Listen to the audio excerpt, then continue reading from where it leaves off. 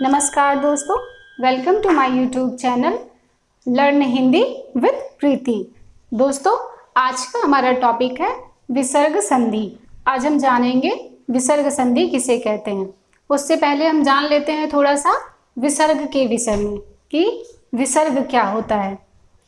जैसा कि आप सब जानते भी होंगे दोस्तों, मैंने लिखा ये देखिए, यह विसर्ग का चिन्ह है। जैसे यह विसर्ग का चिन्ह है, ठीक है।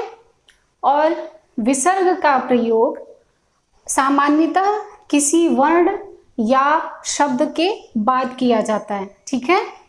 और विसर्ग का जो प्रोनाउंसिएशन होता है, जो उच्चारण होता है, वह ह के रूप में होता है। जस्ट देख लीजिए, यह देखिए स, तो स के पश्चात जब विसर्ग लग जाएगा तो इसका जो उच्चारण होता है वह होता है सह, ठीक है। और यह संस्कृत का शब्द है। मैं आपको हिंदी का शब्द बताती हूँ। यह देखिए,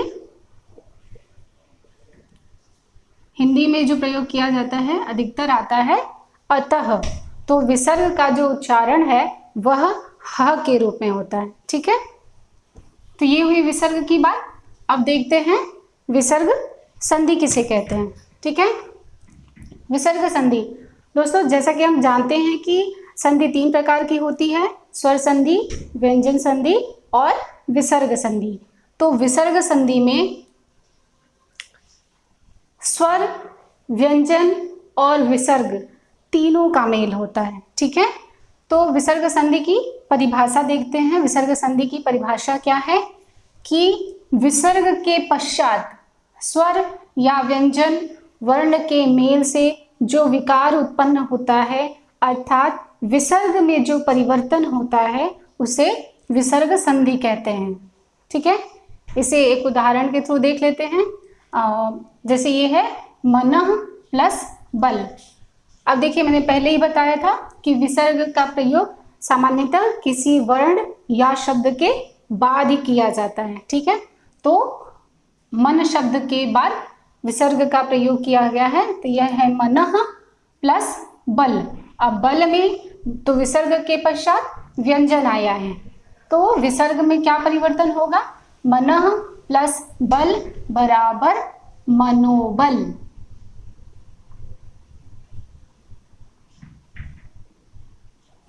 मनः प्लस बल बराबर मनोबल। तो यहाँ देखिए, विसर्ग के पश्चात व्यंजन आ रहा है, तो विसर्ग में जो परिवर्तन हो रहा है वो ओ की मात्रा बन जा रही है। मतलब विसर्ग यहाँ पे ओ की मात्रा में कन्वर्ट हो जा रहा है। तो विसर्ग प्लस बल, मनः प्लस बल बराबर मनोबल, ठीक है। दोस्तों, यह विसर्ग संधि के कुछ कंडीशन होते हैं। जैसे मान लीजिए कि जैसे विसर्ग है, इसके पहले कुछ स्पेसिफिक चीजें हो, तो विसर्ग में क्या परिवर्तन होता है। विसर्ग के पश्चात कुछ कंडीशन हो, स्पेशल कंडीशन स्पेसिफिक हो, तो क्या परिवर्तन होता है। उन्हीं परिवर्तनों को एक नियम के तहत रखा गया है, ठीक है। तो आइए देखते हैं विसर्ग संधि का नियम। विसर्ग संधि का पहले नियम में हम देखेंगे कि विसर्ग का किस प्रकार विसर्ग तालव्य श, मूर्धन्य श और दंत स में परिवर्तित हो जाता है, ठीक है। तो आइए देखते हैं पहला नियम क्या कहता है। पहला नियम है, विसर्ग के पश्चात च अथवा छ हो तो विसर्ग का तालव्य श हो जाता है, और यदि विसर्ग के पश्चात ट अथवा ठ हो तो विसर्ग श मूर्धन्य श में परिवर्तित हो जाता है, और यदि विसर्ग के पश्चात त अथवा थ हो तो विसर्ग दंत स में परिवर्तित हो जाता है, ठीक है। देखते हैं क्या है। इसे एक सूत्र के रूप में पहले देख लेते हैं कि विसर्ग, यह विसर्ग का चिन्ह है। इसे विसर्ग के चिन्ह से पहले भी कुछ वर्ण या कुछ शब्द होंगे, उसके पश्चात विसर्ग का चिन्ह का प्रयोग होगा। उसके बाद की कंडीशन की बात यहाँ की जा रही है कि इस नियम में क्या है कि विसर्ग के पश्चात यदि च छ हो, ठीक है, विसर्ग के पश्चात कोई वर्ण हो, उसमें च या छ आता हो, तो विसर्ग के स्थान पर तालव्य श हो जाएगा, ठीक है। अब देखिए उदाहरण के थ्रू इसे समझते हैं।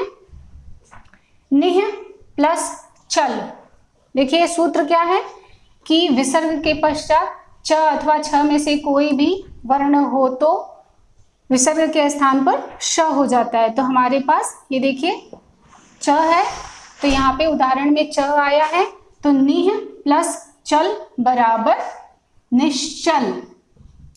विसर्ग का यहाँ पे तालव्य श हो जा रहा है, ठीक है।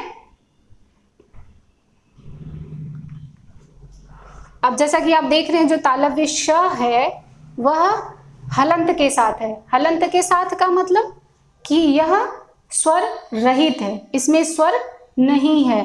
तो जब व्यंजन स्वर रहित होता है, व्यंजन में हलंत लगा होता है, तो वह आधा माना जाता है।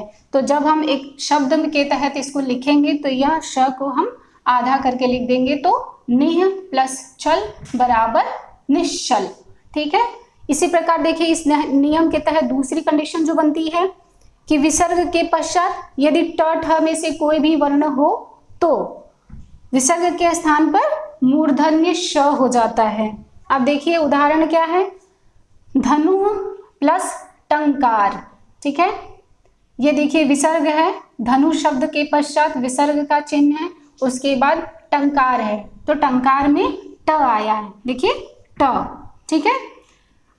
टंकार, तो हमारा विसर्ग के स्थान पर क्या हो जाएगा, मूर्धन्य श। और दोस्तों एक बात और ध्यान देने की बात है, जिसको मैंने व्यंजन संधि में भी कई बार बताया, लेकिन मैं उसे फिर से रिपीट करती हूँ, ठीक है।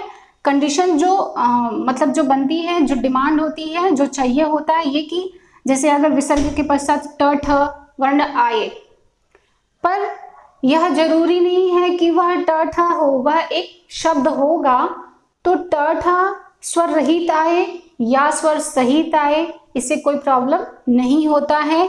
ट या ठ व्यंजन चाहिए, उसमें कोई मात्रा लगी हो या न लगी हो, वो एक सेंटेंस में हो, उससे प्रॉब्लम नहीं है, ठीक है। तो देखिए धनु प्लस टंकार हमारे इस उदाहरण में ट के ऊपर अंग की मात्रा है, पर उससे प्रॉब्लम नहीं है। हमें क्या चाहिए कि विसर्ग के पश्चात ट या ठ कोई व्यंजन हो, ठीक है। तो धनु प्लस टंकार, तो विसर्ग के पश्चात ट आने के कारण विसर्ग के स्थान पर मूर्धन्य श हो जाता है, और यह श हमारा हलंत है, स्वर रहित है, तो इसे जब हम लिखेंगे तो हो जाएगा धनुष टंकार। देखिए बाकी सारे शब्द वैसे हैं, ठीक है। धनु है, ये विसर्ग के स्थान पर आधा मूर्धन्य श हो जा रहा है, उसके बाद का टंकार, तो धनु प्लस टंकार बराबर धनुष टंकार, ठीक है।